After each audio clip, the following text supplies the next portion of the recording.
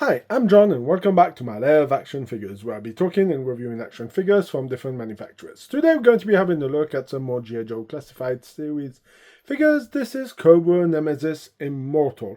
So this is number 140 in the G.I. Joe collection.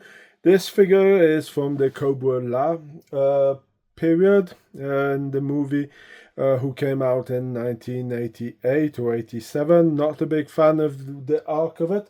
But again, this is a figure who is also exclusively for our friends at Hasbro Pulse, so you could only purchase it from over there. The suggested retail price for this figure is €44.99 and €54.99. So of course this figure came out in 2024.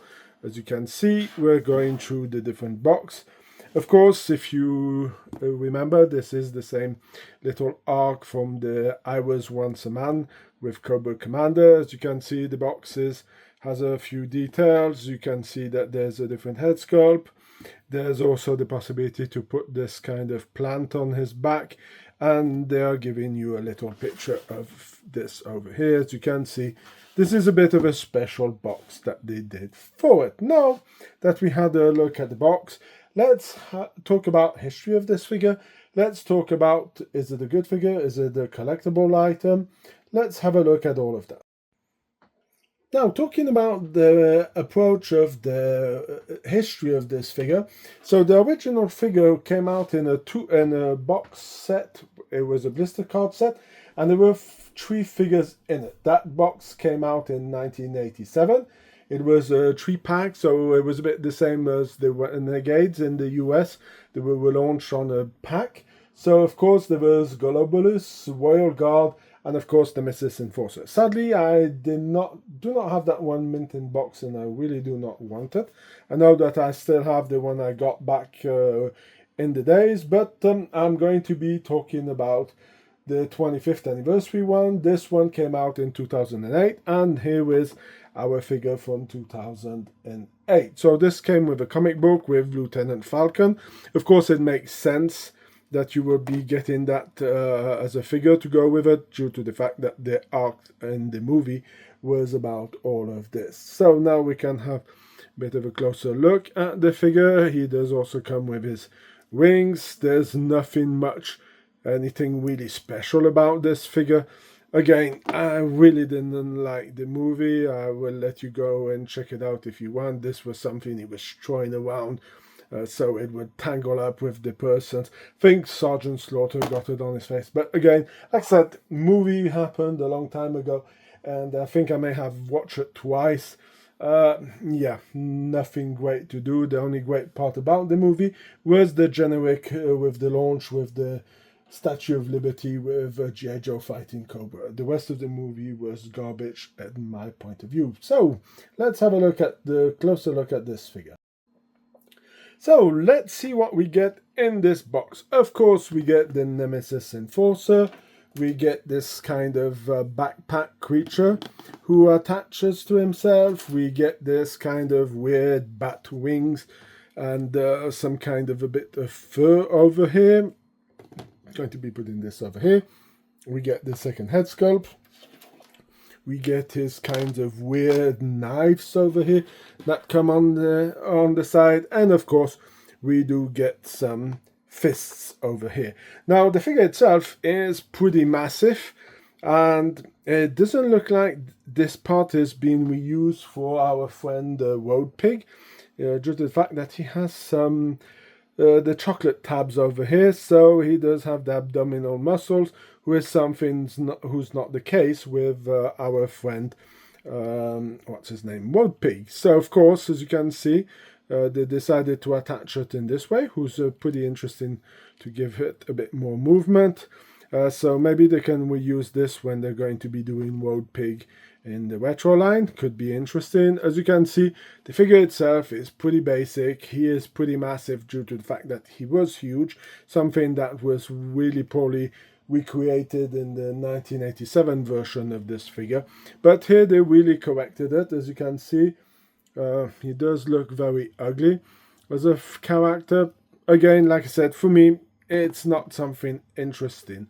Now, I picked it up because as a G.I. Joe fan, you're going to be picking up most of the figures, and it's a bit of a problem when you want to buy and have all the figures in the collection, so even the ones you don't like, you're going to be picking them up. So yes, that's a reason why I picked this guy up. Let's have a look at his blades. As you can see, Cobra was some kind of place band plants, and yeah, the story was a bit stupid, but as you can see, everything looks like living tissue. So yeah, this is what Cobra was all about. Of course, we're going to get his hands over here. The fist hands will make a bit sense if you want to make him fight Sergeant Slaughter. Of course, we're going to be looking at this creature that he throws around. Of course, over here we have the same principle as Globulus back in the day, so the tentacles can work, so it could hook onto a figure, or if you want to put it on the back and have it go in this way, it works also. But if I remember well, this creature came on in the front and got hooked on in this way. I think it's like a bit of an alien principle. As you can see, it does have a bit of a beak over here, so it would make sense that it were not attached to the back but attached to the front. So I think that's how it happened in the movie. Like I said, I couldn't bear to watch it again. The only thing I rewatch a few times is the generic from it, because I think it's pretty interesting, and that's a melody that I use to do some of my short videos. Now, if we're going to take a look at his wings, the effect of having something a bit transparent over here works pretty well, gives this bat feeling to it, but also kind of gives a bit of a crab look over here with the fur. This makes me more think of a bat, but yeah, it's a bit of a mixture between these two items. So yeah, it's a pretty interesting figure if you were a fan of Cobra. Now that we have talked about the figure, let's have a look at my final thoughts, and not only my final thoughts, but do I think this is a collectible item? And to the question, is this a collectible item? The answer is yes. It is currently sold out in the US. US hasn't any plans of getting any more back in stock, and on the secondary market the figure has picked up a bit of value. Now, of course, on Hasbro Pulse Europe he is still available, but he's also €54.99. Then you have to ship it to you, even if you would have to go up to €75 to get a free shipping. So of course this would make it not very interesting to resell to the US, because you still have to ship it back to the US, and with all these tariffs and everything going on, even if the product comes from Europe, and maybe Europe is not in so bad books, the product is still originates from China, so there's a high chance that you might be paying some tariffs on your figure when it comes in, so it doesn't make it very interesting to resell to somebody in the US, and you will not be making any money on this item. So of course, this is why I'm saying this figure is a pretty interesting collectible figure. If you did purchase some extra, I guess you could be able to turn over a few bucks over here. Afterwards, will they do this in the retro line? I have a little bit of doubts due to the fact of the size of the figure and also the wings. They would have to try to do something a bit different if they wanted to do something like this.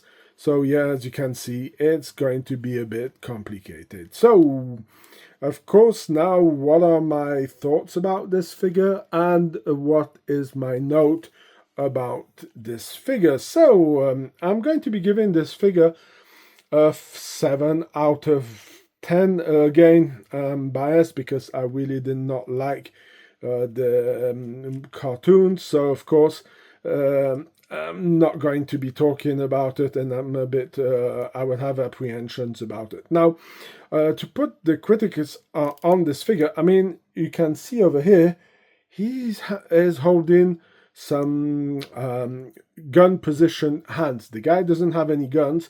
They could have given him a bit of a more relaxed kind of position, or open hand to be able to hold his knives in it. That would have made more sense. But overall, it looks kind of a bit flimsy, and also the articulations on here are not 100%, and I'm a bit frightened of moving this, how this could pop out. And I do think there's a bit of a proportion error with this figure. The wings, if you would have to fly such a huge thing, you would really need to have something a bit more of this kind of way. As you can see, the wings are a little bit bigger on the one that came out in 2008. I'm not going to talk about the ones who came out in 1987 because those were pretty ridiculous. So anyway, this is going to be it for the review of my Nemesis Enforcer. If you like the review, please leave a like, share, comment in the section. If you have any suggestions, please leave them in the comment section. I do take some cool pictures outside, inside, behind the scenes also. So if you want to go and check them out, you can find them on my Facebook page, or you can find them also on my Instagram page. The links will be in the description of this video. Until then, I hope you have a fantastic day, and I hope to see you in my next video.